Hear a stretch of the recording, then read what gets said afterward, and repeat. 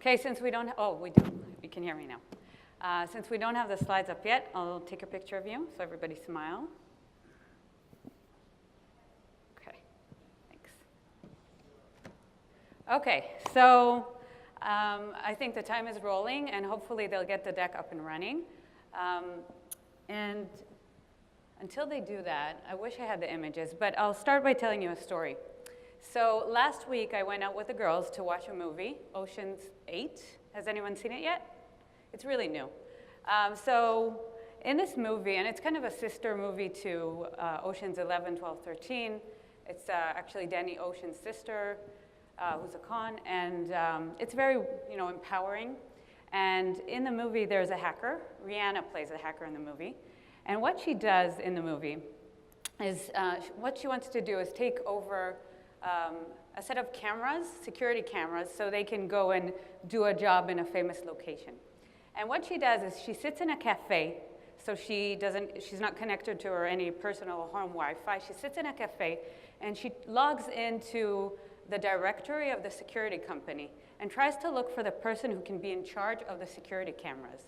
And she finds this person, logs into his information, looks at his information, and she can see that his role is really being in charge of the security cameras. And then what is the next step? So you find this person, you want to hack into their computer and take over the security cameras. What would you do next? Something about their personal life, 10 points. So she logs onto Facebook and looks at his profile, and she realizes that he loves dogs. So next step, spear phishing. She creates an HTML page and has this flashing click me link. It's full of pictures of dogs and all these cute things about dogs. And sure enough, she entices him to click the link. He clicks the link, RDP control, logs onto his computer. She can see, takes over his camera. She can see when he's there and when he's not. And he's like, we see him so infested with the pictures of the dogs. He's really excited about that. He leaves the office. She takes control. And then she tries to locate the camera file, logs in. And what does she hit? A request for a password. Well, sure enough, she's a hacker. She takes a device and she starts brute forcing his password. And she gets in. 2 seconds later, she can see the cameras.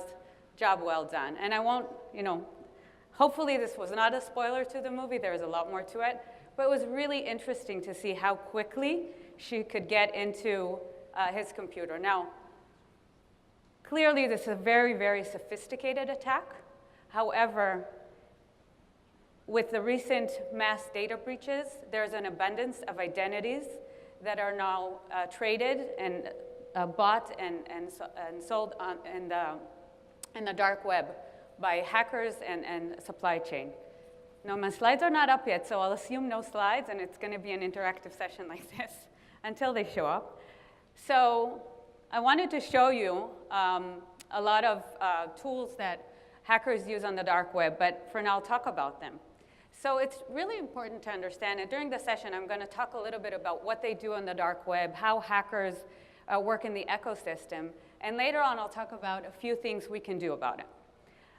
So starting with kind of what the hackers do on the dark web, it's really important to understand that they have an ecosystem like any other ecosystem that we know, any financial ecosystem. There are suppliers, there are consumers, they have a well managed and defined supply chain. So there are people who create the tools, vendors who sell their tools online, whether it's software as a service tools that are now becoming more and more available. The old tools are kind of downloading software, even shipping CDs to do and infect. Some tools are used to, in the financial world, there are a lot of tools that are available for credential harvesting. There are credit card dumps. There's even a dump called Trump's Dumps, and there's a picture of Donald Trump on there, where there are over 130,000 credit cards and debit cards for sale for a price that ranges between $10 and $40 equivalent of Bitcoin on those dumps. There are also tools that you can buy as a service for a weekly fee for botnets. So you can buy 50,000 bots, 50,000 spots on a botnet, or 100,000 spots on a botnet with prices that range between $4,000 and $5,000. So all these tools are available, and then you can do denial of service attacks or infect devices with those types of bots. So all those tools are available as a service, and you have the buyers who actually, they want to buy the stolen identities to then go and get information, hack into systems, commit financial fraud. There are a lot of motivations out there. You have the nation-state motivators, the financial-driven motivators, the industrial espionage motivators, and they all have their different business drivers to commit that type of fraud. So one type of cyber attack that is surprisingly still very, very prevalent out there is phishing.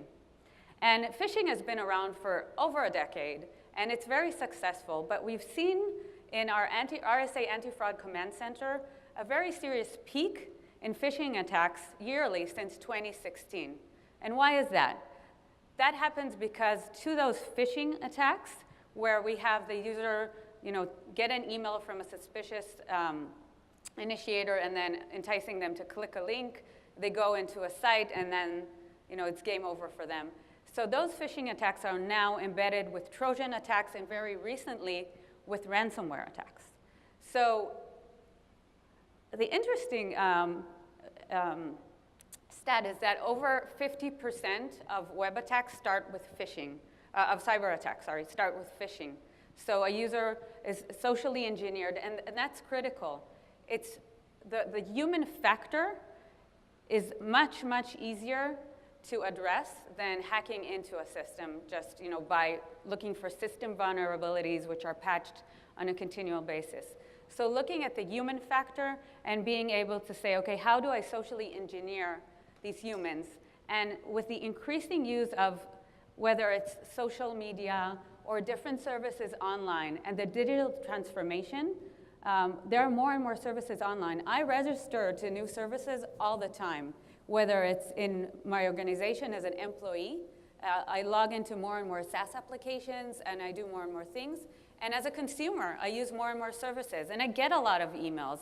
And how easy it is to think that the email that I just got is legitimate. So I click on the link because the email will say something like, there's a promotion, or which gives me kind of a positive connotation to that phishing email. Or maybe they're trying to scare me, saying, if you don't log in now and do this, you're going to lose money or something's going to happen.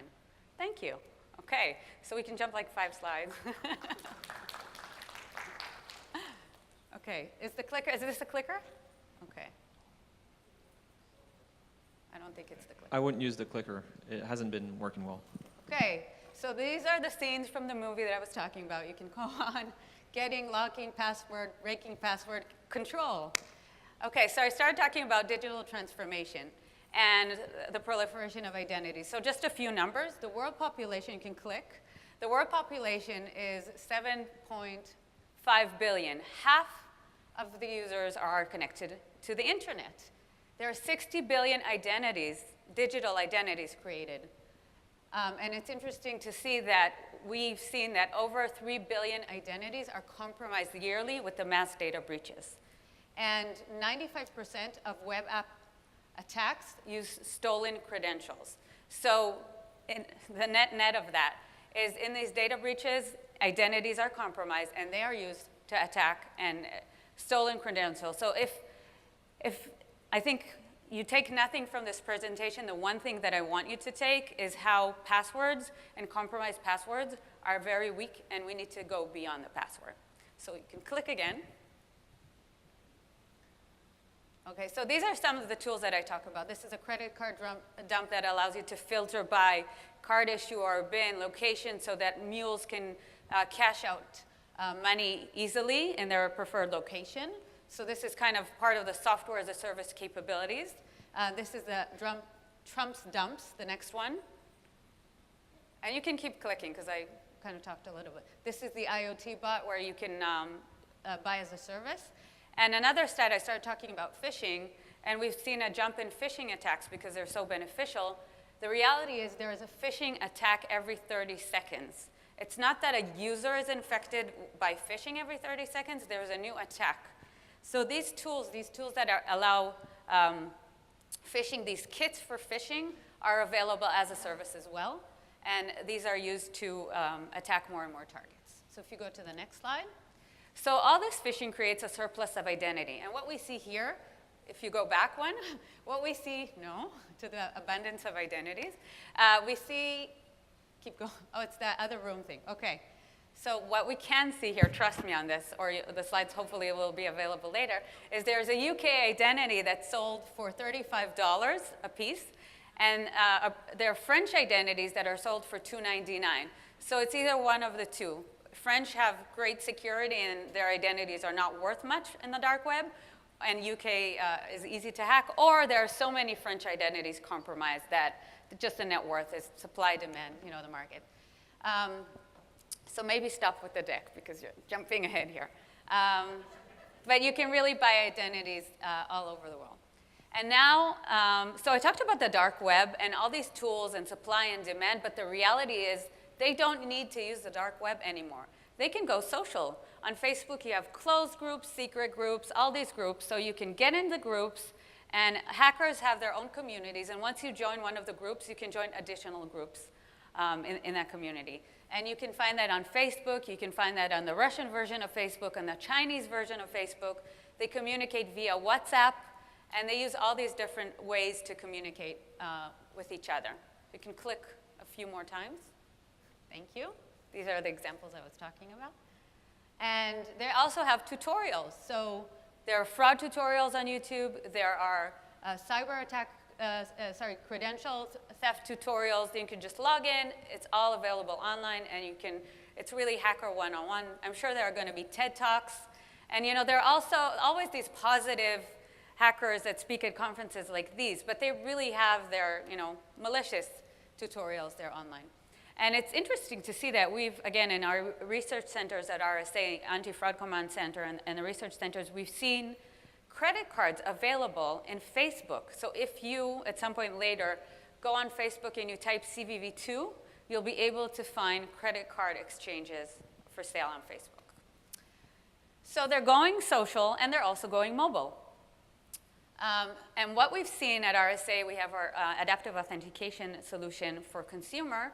We've seen that as there's a shift from web application use to mobile use as consumers, there's also a shift from web fraud to mobile fraud. And 60% of, go back. 60% of the fraud is now initiates from mobile. And why is that? So first of all, it's easy, on the go. They are like the digital transformation that I just talked about. They also want to be able to be on the go, be more productive, go do stuff at the same time they're committing the fraud. So there's the mobile devices, and there are a lot of apps to support their activity. So there are apps like, if you manage to click to the next slide, there are apps that enable them to anonymize themselves, like be behind a proxy like Orbot or SuperVPN, and these are legitimate apps. There are legitimate uses for these apps, but there are also illegitimate users, and that really enables them to anonymize.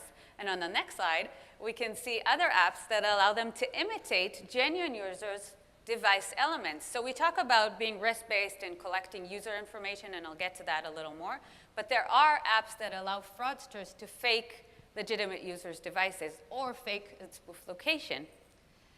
So that's the punchline, yeah. Now, don't you just want to cry?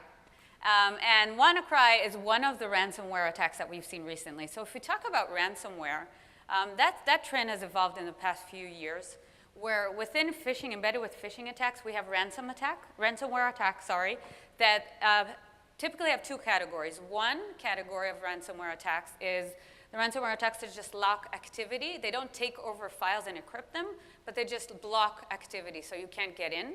And the second one actually goes in and encrypts sections of data. And this is my one cheat sheet here. I have a few examples of, so the locking types are adlocks, prevention, locky, and then the crypto types, those that encrypt your data, are crelock, CryptoLocker, and TeslaCrypt. And there are tools for hackers that enable them to create these ransomware attacks. So for instance, Philadelphia, we talked about SaaS, but actually Philadelphia, although it's a service, is sold for $400, and it allows you to create all these capabilities, like it has really good reporting tools, and I know that we hear from our customers that they want reporting. Well, so do the fraudsters. They want to know what's happening, the status of their attacks, how much money they're going to make, when to expect, who's pleading for their life and wants to get to their data or their loved ones' photos. So all of that information is available in the reporting tools. There's also Talks. It has a web page that allows you to customize the amount and your story. And there are also, you can, for ransomware attacks, you can scare someone into, we're going to use your data for this, or we know you watched porn, and they scare people and take ransom from them. And, it doesn't really matter, or I don't want to talk about others, but there's, child pornography and all those attacks happen. And people, even if they didn't do that, they're scared that, someone will think that they have a digital pattern or something like that, and that's just very scary. So people do pay. In WannaCry, apparently, we all heard about that, I'm sure. Only 322 people really paid ransom for WannaCry, so that's interesting, maybe because there was broad coverage of it. This is interesting. So this is a WannaCry protection app, and it's not really a WannaCry protection app. That's just another way for fraudsters to get more money. It's an app that's really adware, and they either get money through click-through traffic, or they just publish ads, or they do different things to get money and traffic to them. So they have no limits, these people. And the question is, what can we do about it? So let's talk about a few solutions, 4 steps for sanity in this crazy world. So you can click to the next slide. Okay. So first of all, determine what's important to you. It's always important, and I'm going to talk about it a few times, to take the business perspective into account. So what is your critical data in your organization? Or for consumers, what is your critical data? But mostly for organizations, what is the impact of rogue access to your data? And then after you classify the data in your applications and the data, the data in your files, you can use, David, be with me. I need you guys to be on the clicker. Yeah. Make sure that that data is useless for hackers. So if someone takes over your data, they can't do much. They can't blackmail you to do something with that. Encrypt it, tokenize it. Then back it up.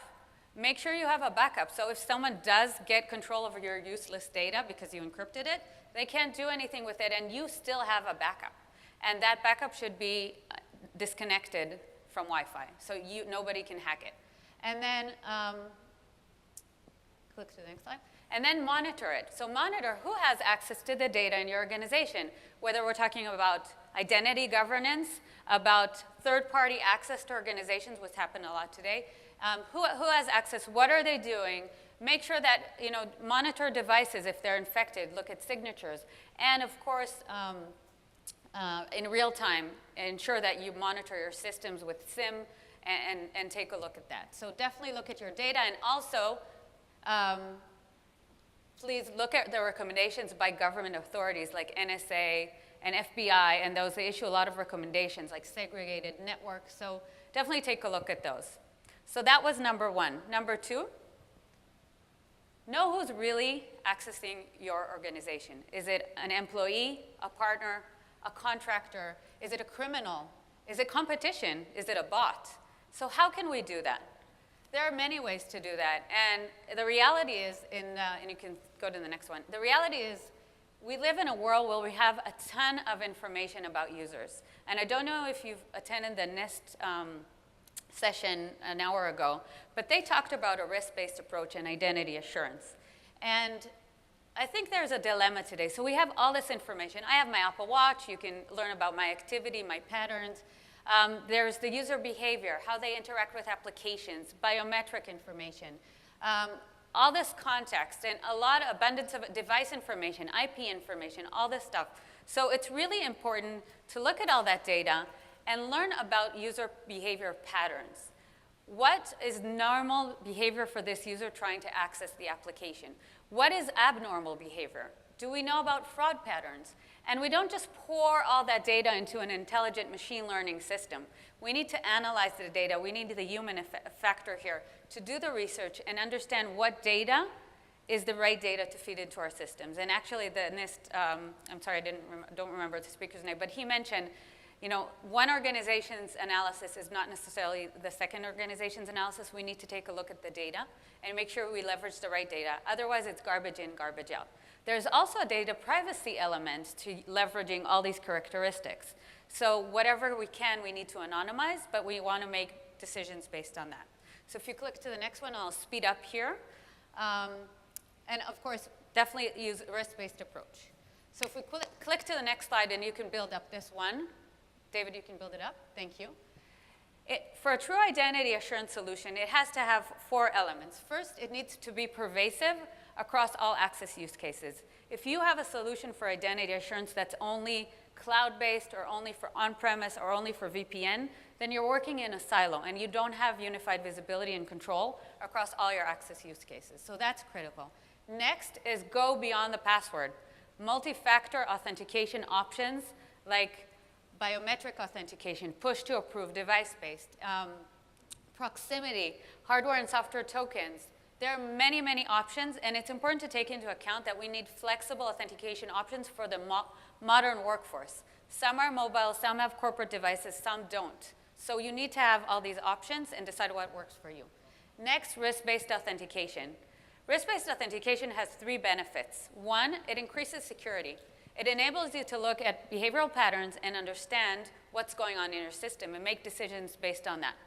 2, it increases usability because of the security aspect and the fact that you learn, you can now understand if the legitimate user is accessing, you don't need to ask for multi-factor or additional authentication from them because you've just verified that the probability that it is them is very high. So it reduces friction and it gives a better user experience. And then finally, the ability to really look at the business, at the risk associated with rogue access to an application, and adjust the security according. So that's number 2. Number 3 is, and you can build this up as well, we start with identity. But think about an HR application. You want to access an HR application, you look from the lens of identity, it looks like a legitimate user. But what if we could take the business context and the criticality of an application from our GRC system? And if you could take known threats like traffic to command and control centers from your SOC and known fraud indicators. And really it's important for the security teams to come together, even if they have different roles in their organization, come together and collaborate, because the reality is the fraudsters do, the hackers do, the cybercriminals do. We should absolutely do that too. So step number 3 was about connecting with the different securities teams and collaborating together. And step number 4 is learn to speak bizarrity. It's critical for us security teams and identity teams. We have, our strong controls and all our concerns about attacks in mind. But the business, the C-levels, they care about business agility, responding to market trends, speed to market and innovation. They care about cost effectiveness. If we talk to them about authentication, authorization, and certification, they will fall asleep. We need to talk to them in their language, and that language is risk. Talk about business risk, talk about identity risk, talk about security risk, and what is the impact of this risk to our business, to our organization. Work together, set KPIs, and make sure you get the budget to go beyond the MFA, beyond the password, and use multi-factor authentication and risk-based. So we raced through that. So how the heck are you now? And you can click to the next slide. Oh, sorry, one more thing. This just shows how we measure success, and these are hackers on the underground saying, we used to be able to use our credit cards, but it's no longer working. What happened? Well, I guess they upgraded their security. Success for us. So now the punchline. How the heck are you now? Thank you very much. I don't know if we have time for questions, but I hope you enjoyed. One quick question, maybe. Thank you, Ayelet, by the way. Thanks for putting through the slides.